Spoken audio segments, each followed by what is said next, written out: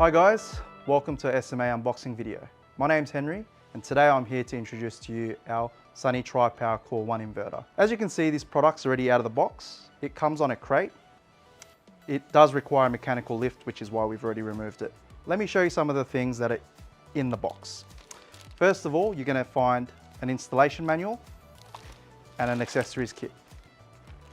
You'll also find these handles, which are used to help lift the inverter up, and it comes with 4 floor mounts. Let me talk to you about some of the features of this inverter. It comes with 6 MPP trackers and 12 inputs. It comes with arc fix. It also comes with shade fix, which allows you to have optimized performance in shading scenarios.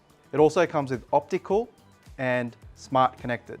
OptiCool is a feature that we really like to talk about, as this unit is designed to be installed on rooftops. It allows the inverter to run at its most optimum temperature. With Smart Connected, it's an extra pair of eyes on your system.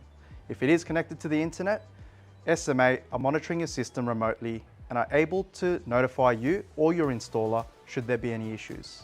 The inverter is a 50 kilowatt inverter.